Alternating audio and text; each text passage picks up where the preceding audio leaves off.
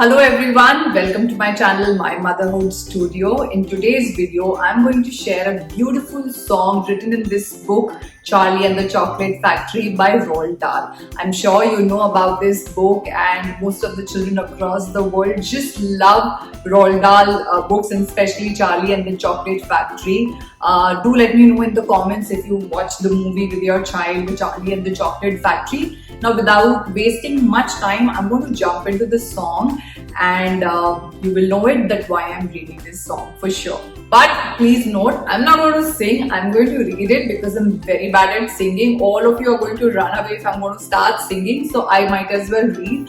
I will try to make it sound as nice as possible. So let's get started. The most important thing we've learned so far as children are concerned is never let them near your television set. Or better still, just don't install the idiotic thing at all. In almost every house we've been, we watch them gapping at the screen. They loll and slop and lounge about and stare until their eyes pop out. Last week in someone's place we saw a dozen eyeballs on the floor. They sit and stare and sit until they're hypnotized by it. Until they're absolutely drunk with all that shocking, ghastly junk. Oh yes, we know it keeps them still. They don't climb out the windowsill. They never fight or kick or punch. They leave you free to cook the lunch and wash the dishes in the sink. But did you ever stop to think, to wonder just exactly what this does to your beloved toy? It rots the senses in the head. It kills imagination dead. It clogs and clutters up the mind. It makes a child so dull and blind. He can no longer understand a fantasy, a fairyland. His brain becomes as soft as cheese. His powers of thinking rust and freeze. He cannot think, he only sees. All right, you'll cry. All right, you'll say. But if we take the set away, what shall we do to entertain our darling children? Please explain. We'll answer this by asking you what used the darling ones to do. How used they keep themselves contented before this monster was invented? Have you forgotten? Don't you know? We'll say it very loud and slow.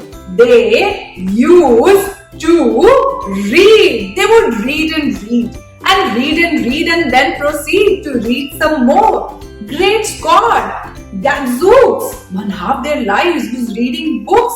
The nursery shelves held books galore. Books cluttered up the nursery floor. And in the bedroom by the bed, more books were waiting to be read.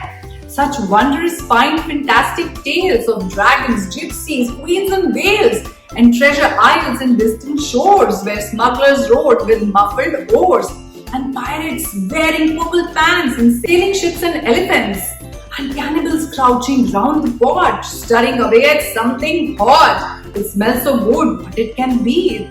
Good gracious, it's Penelope. The younger ones had Beatrix Potter with Mr. Todd, the dirty rotter, and Squirrel Nutkin Piggling Bland and Mrs. Tiggy Winkle, and just how the camel got his hump and how the monkey lost his rump. And Mr. Toad, and bless my soul, there's Mr. Rat and Mr. Mole. Oh, books! What books they used to know, those children living long ago. So please, oh please, we beg, we pray, go throw your TV sets away, and in its place you can install a lovely bookshelf on the wall. Then fill the shelves with lots of books, ignoring all the dirty looks, the screams and yells, the bites and kicks, and children hitting you with sticks.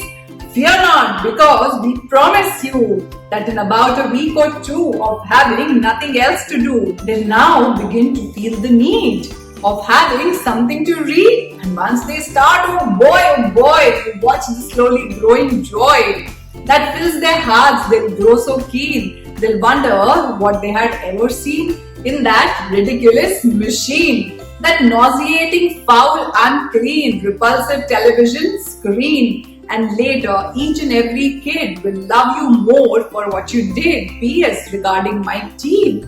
We very much regret that we shall simply have to wait and see if we can get him back his height, but if we can't, it serves him right. So that was the most amazing and wonderful song I've ever read about how important it is to read. All you need to do is have more and more bookshelves in the house, fill them up with books, and watch your children with lots of joy reading books over and over again and asking you to bring them more books. So happy reading. This is what I had to share in today's video. Why I ended up sharing this song today in this video, the mere reason is my daughter was revisiting this book and she pointed out this song to me and said, Mama, see how beautiful this song is, how wicked this song is, how funny this song is.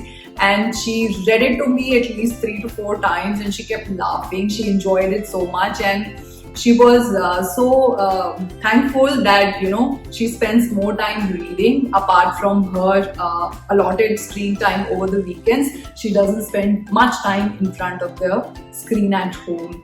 So I think it's a wonderful song to be read to your children to help them understand that how much joy books can bring and get them started on their reading journey. Wishing you all a very good luck to get yourself and your children started on the joyous reading journey along with me. I'll catch you again with yet another exciting video or a read. Thank you so much for watching this video.